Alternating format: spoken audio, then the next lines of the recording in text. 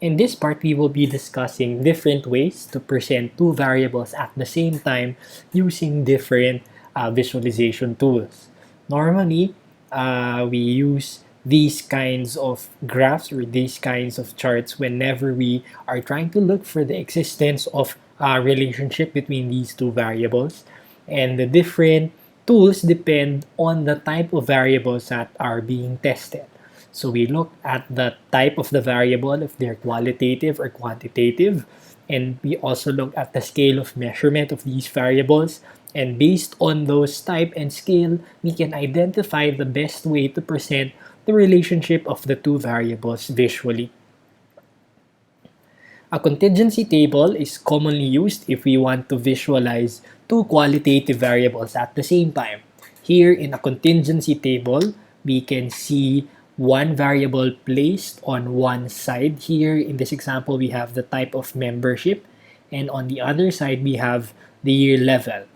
Now, the contingency table provides us the frequency distribution for the two variables. So we can see the frequency for freshmen, sophomores, and so on. And we can also see the frequency for the new and the old members. At the same time, a contingency table also allows us to see frequencies within the two variables. For example, we have 71. This refers to the total number of students who are sophomores and new members of an organization. And 46 refers to the total number of students who are sophomores and old members of the organization. Now, in contingency tables, if you add the values in the columns, we will get the total here at the right side. And if you get the sum of the values in the rows, we will get the total at the last row.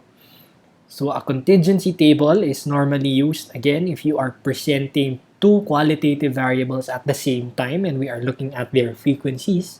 And contingency tables are also known as cross tables or pivot tables or matrices. These are again different ways of calling the same table which presents two variables at the same time.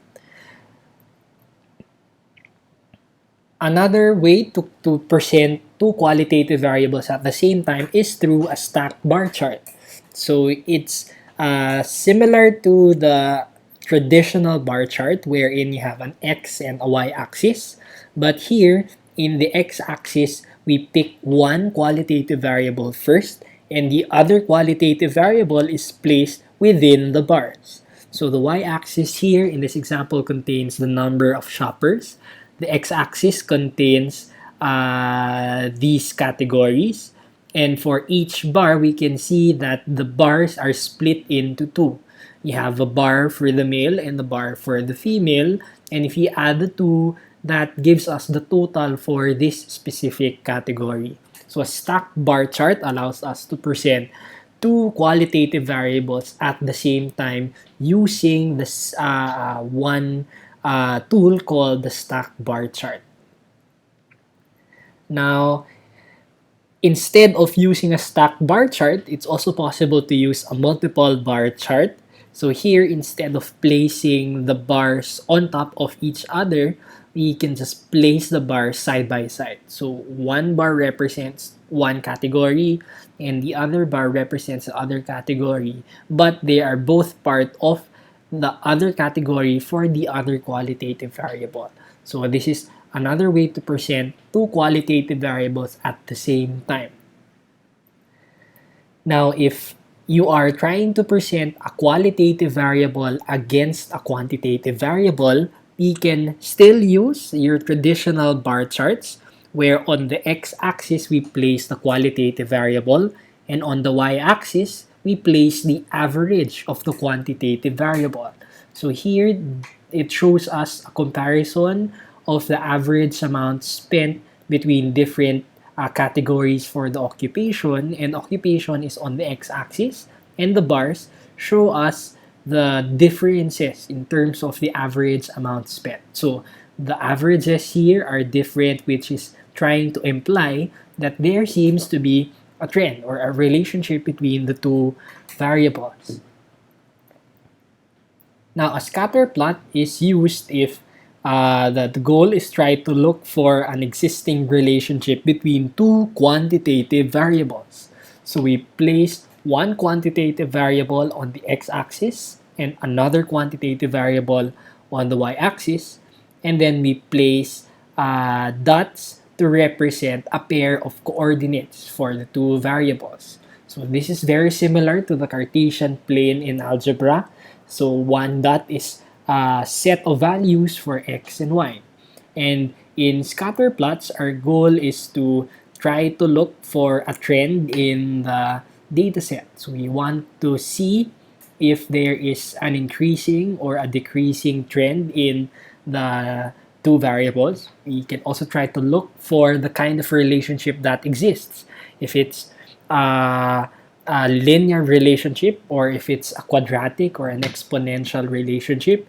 So again, the best way to present two quantitative variables visually is through a scatter plot. And a scatter plot is usually a good indication of the presence of a relationship between two quantitative variables.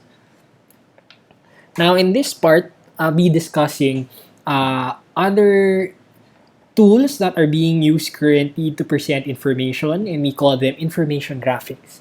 So this is a relatively new trend in describing information because it uses more graphics, and they're more creative, they're more colorful, so that they can catch the attention of the readers, and it makes it easier for them to send the message to the audience.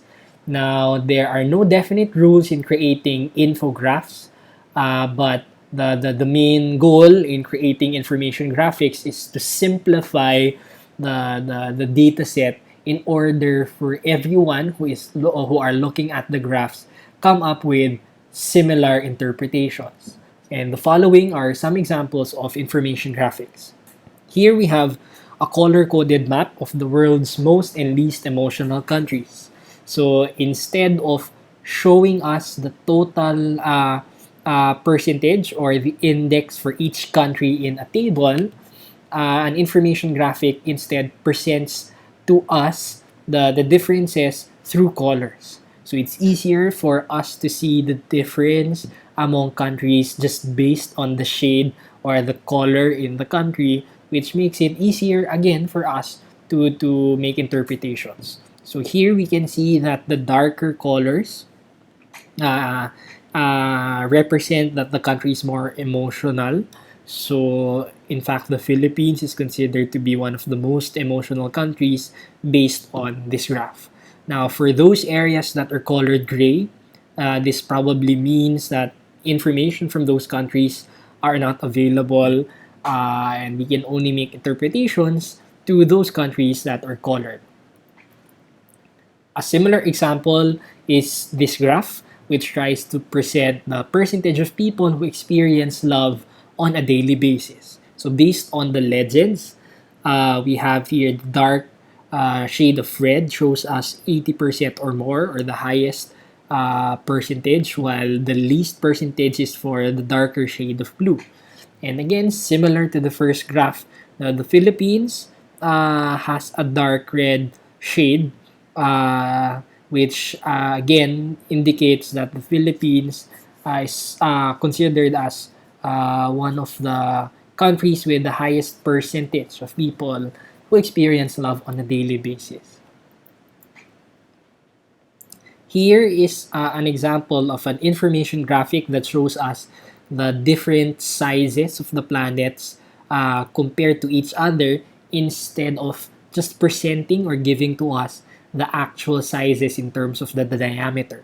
So here, it becomes easier for us to see the relative differences in terms of the sizes of the planets, because we can see the sizes in terms of graphics. So instead of giving us the exact values for the diameters, it's effectively showing us also the relative size of a planet compared to others because of this choice of tool. Here is another example that was used by Rappler. So it shows us the incidence of poverty in the Philippines for the first semester of 2012. So we can see here again that the areas with a darker shade of red indicate a higher incidence of poverty. And based on this graph, we can easily determine which areas have the highest poverty incidence. So those are in these parts, while those with the least poverty incidence are those in this area, which includes the National Capital Region. Here's another kind of chart. There's no definite term for this kind of graph, but this may be called a population density map. So it shows us the density of the population of the Philippines based on different areas. So we can see that certain areas have peaks, indicating that these areas contribute most to the population of the entire Philippines.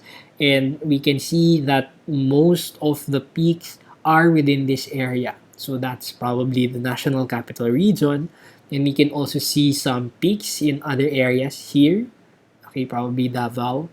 It shows us again the density of the population of different areas contributing to the population of the Philippines.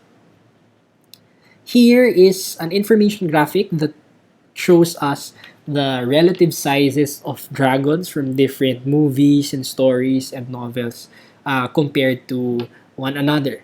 So the graph actually starts with the size of an average man, which is around 2 meters, and it shows us the famous dragons from those different stories. So the smallest one is from Mulan, that's Mushu. And then this one is Charizard, this is Dragonite, both from Pokemon.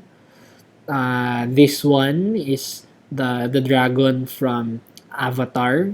This one is the dragon from Dragon Ball, and it again shows us the different sizes of the dragons from different stories. So here, the biggest, based on this information graphic, is from Game of Thrones, or A Song of Ice and Fire. This is Balerion. And it's effective because more than being creative, it allows us to see to appreciate the relative differences between the sizes faster, uh, instead of just giving us the actual heights or the actual lengths of all these dragons. This one is called a word cloud. So it shows us the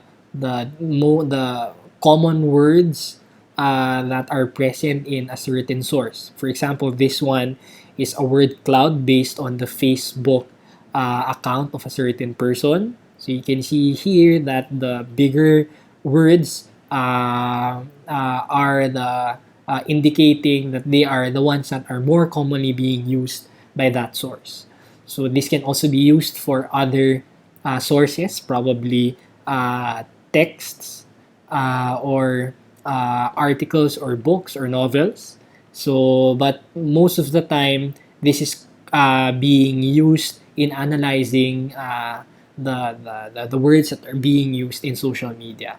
So it's a way for us to visualize the frequency of words being used in terms of the size of the words. Here's an example of a graph called a heat map. So the colors here represent the difference in terms of the value of a certain variable. And for this case, the heat map represents the amount of rainfall in different areas. So the difference in color indicates the difference in the amount of rainfall, and it's a good way for us to show the differences over time through this kind of chart. So it also allows us to see certain areas that have higher values for the variable and those with lower values. And again, we call this a heat map. This chart is called a radar chart or a spider chart. So it's a chart that allows us to present multiple variables at the same time. So here, we put the different variables on the different edges of the polygon. So we have one edge here representing the rating for a certain category, and then this is another category at the other edge, and so on. So the distance of the shapes from the edges indicates the rating or the value for those variables. So in this case, we can see that there are different values for this aspect from different elements. So for this element, the value for this variable is this. For another element, the value is this. For another element, the value for the same variable is this. So aside from that, it also allows us to show variables from the same element. Aside from the rating for this category, we can also see a rating for another category and another category, and so on. Now, aside from showing the multiple variables from the same element, it also allows us to compare the values coming from different elements. So here, the shapes are color-coded, representing different elements, and we can directly compare the ratings from these elements just based on the shape in the radar chart.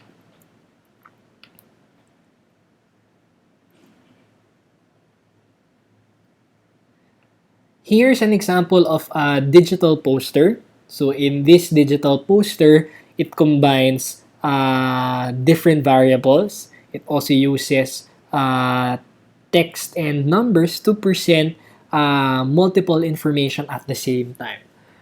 Here is a digital poster showing us the different companies owned by Andrew Tan and some information about the companies owned by Tan.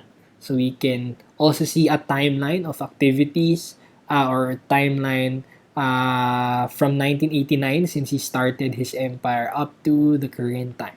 So this requires more creativity, more information design, and this is again commonly being used now by different uh, different data collection agencies and even news agencies. They are using these kinds of charts or these kinds of graphs to be able to send more message using just one graph.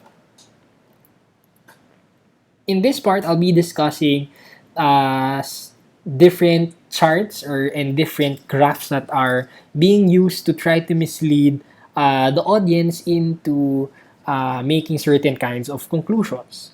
So here we can see two different bar charts.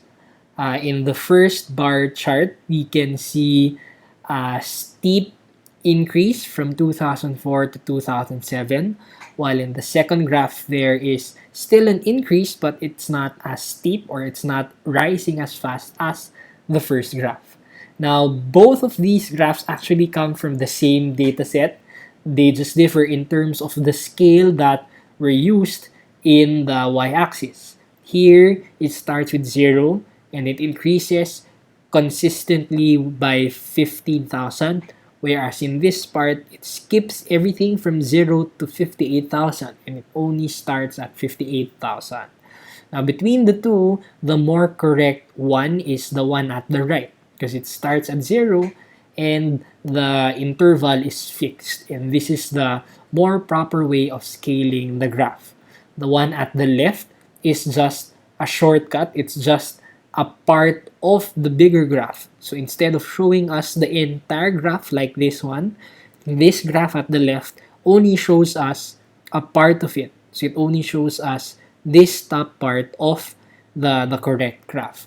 And this is usually being used to mislead the audience.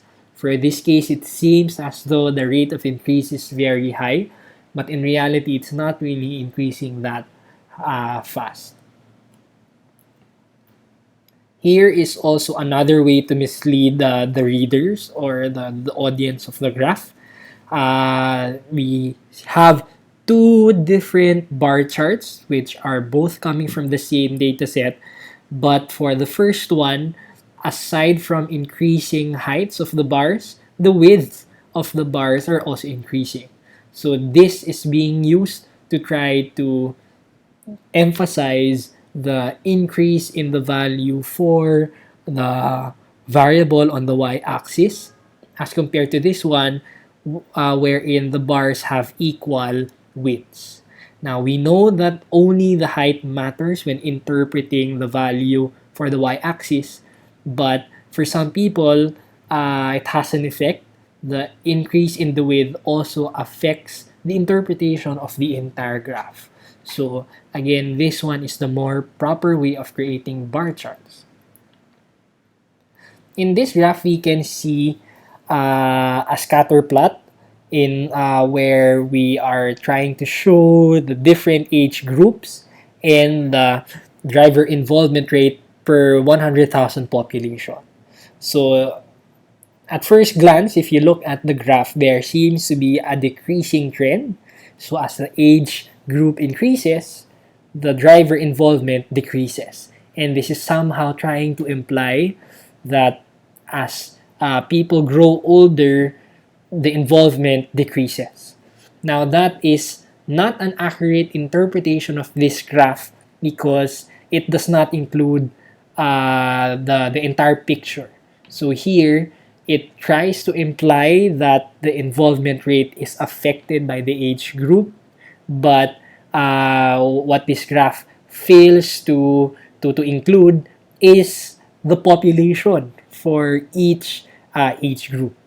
Here, the highest involvement rate is for the age group 21 to 24, and it does not necessarily mean that this age group is the riskiest or had the highest number of involvement in fatal crashes.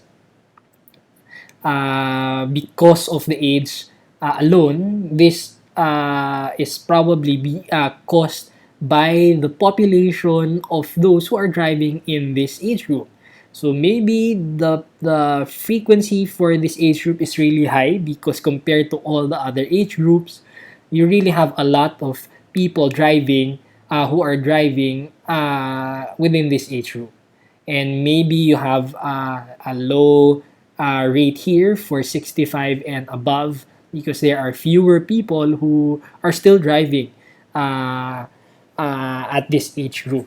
So this graph fails to provide a crucial information, which is the total size of the population for the age group, which will make it fairer for us to describe the relationship between involvement rate in fatal crashes and the age group.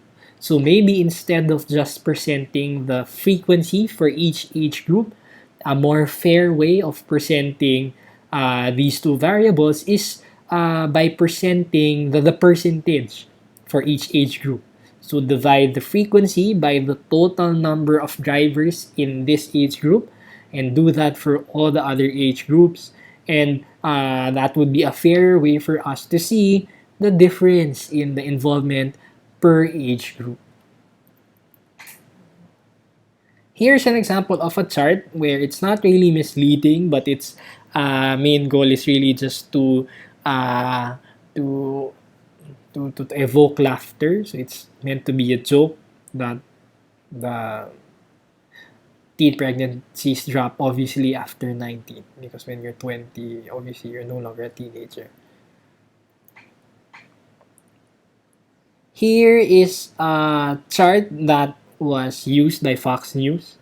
It shows us a pie graph or a pie chart for those who are backing different candidates for a certain election. And the problem here is that if you look at the percentages for the different slices, they don't really add up to 1. They don't add up to 100%. Now, pie charts are meant to be used for mutually exclusive categories, meaning the categories are not overlapping. So in this case, it doesn't make sense that the slice here represents 70%, the others are 16, 63%, and the total is not really 100%. Now, these values actually come from a survey wherein they ask the respondents if they are backing a certain candidate or not. So the survey question allowed the respondents to provide multiple responses, which makes it possible for us to have these percentages. So some of the respondents chose more than one candidate, which made these percentages possible. So in that kind of a data set where there are multiple responses to a certain question, then it might be better to use another chart instead of a pie chart. So here, a simple bar chart or a simple bar graph would be enough to compare the three different candidates. Here is a time series graph showing us the number of hurricanes for a certain country from 1992 up to 2000. And at first glance again, the graph is trying to show us that there is a steady increase in the number of hurricanes from 92 up to 2000. But if you look closely, you'll see that this is not really showing us the complete picture. If you look closely at the x-axis, certain years are omitted. We don't have 1993, we don't have 1996, and we don't have 1998. Now, if you include all those years in the graph actually looks like this. So those years were deliberately omitted from the dataset so as to make the graph increasing smoothly as compared to this kind of graph. Although there is still a general increasing trend, it's still more accurate for us to show all the actual values, showing us that it's not very smooth. The increase is not very smooth, and the increase can be erratic, as we can see here in this actual graph.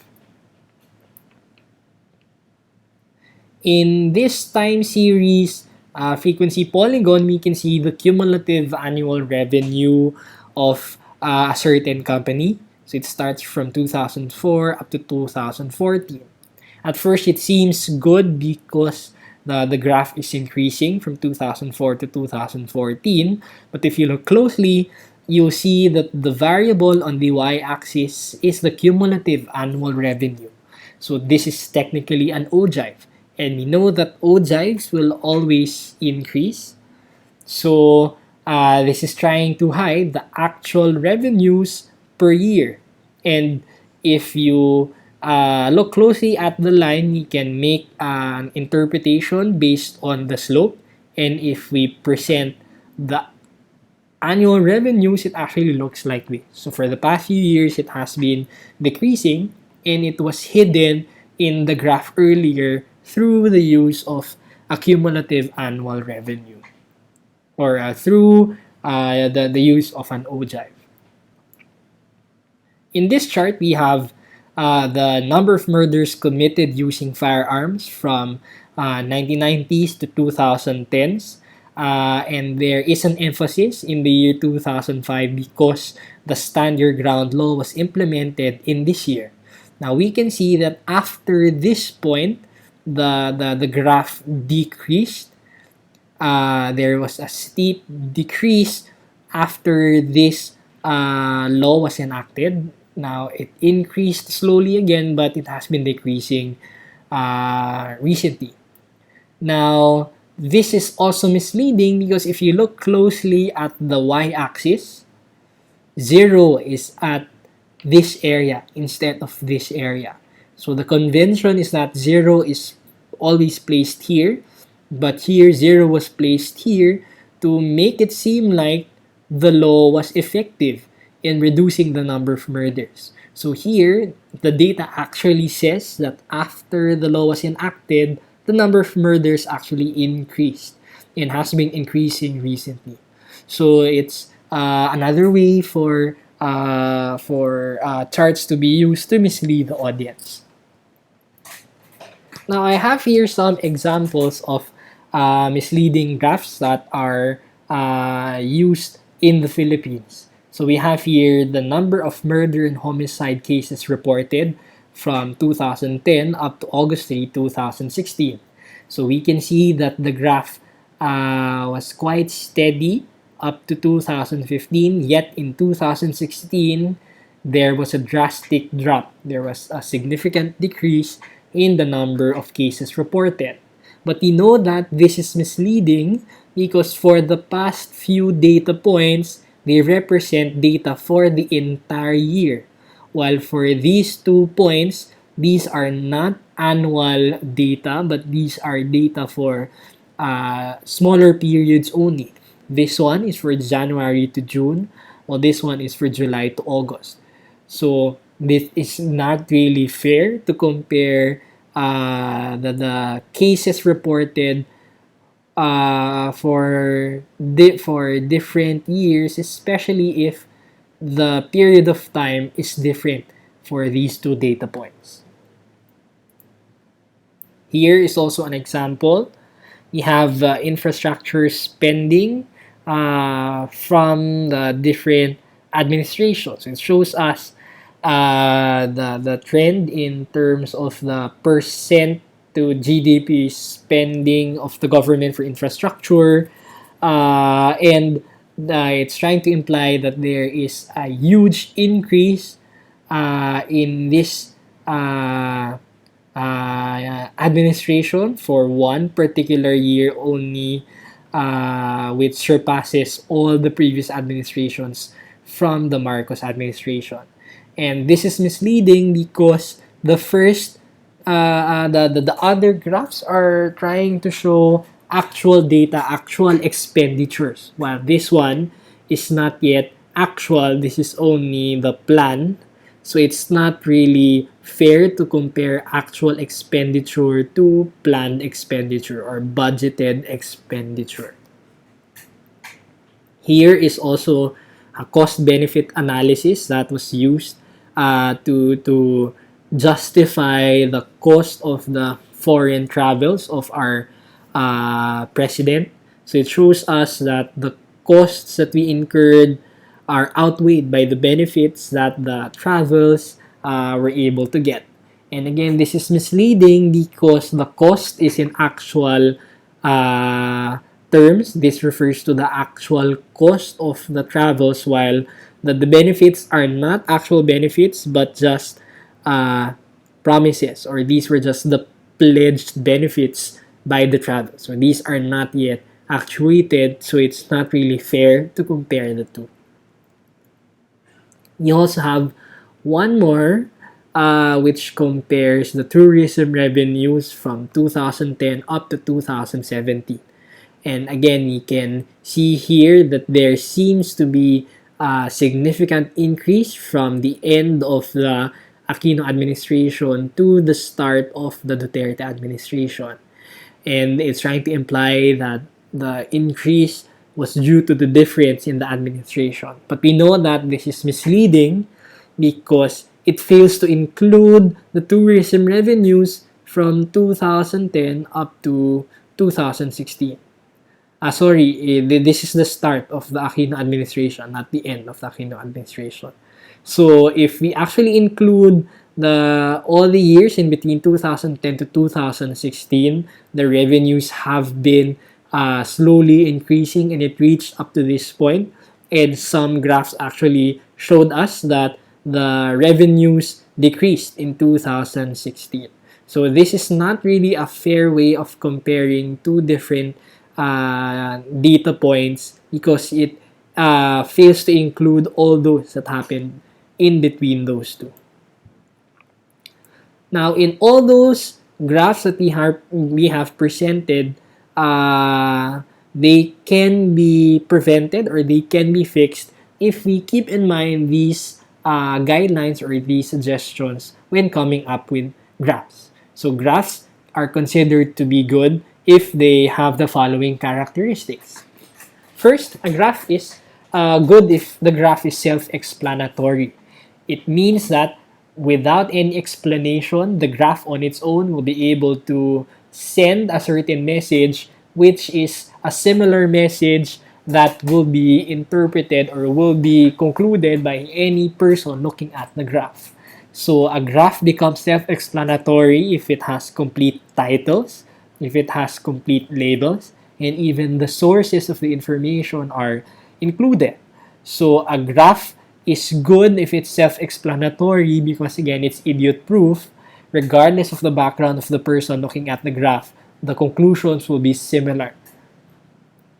Another characteristic of a good graph is that the graph is truthful. So it means that the graph is unbiased, so it's not trying to mislead the readers or the audience into making a certain kind of conclusion. It's using correct scales for the variables. So it's showing us the correct scale, which starts at 0 and the intervals are fixed. And at the same time, it shows us the complete picture instead of just a part of the graph. Also, the graph is truthful if the data that is being presented is objective. So the data that is used to create the graph are accurate and are not based on information that cannot be supported. So these characteristics make the graph truthful. And finally, graph is good if the graph is direct to the point. So a graph is direct to the point if the graph is simple, as much as possible if there are no legends. The legends or the labels are near the slices or near the bars, then the graph is clearer because it makes it easier for us to make interpretations and conclusions. And at the same time, graph is direct to the point if there is no information overload. For some graphs, they try to put a lot of information on the same plane or on the same graph, and it's not necessarily a good graph because it overloads the audience, so it makes it difficult for the audience to make correct conclusions by overloading them with all information at the same time. So if these characteristics are present in the graph, then we can say that the graph is good and that the graph is a good representation of the variables that are being presented.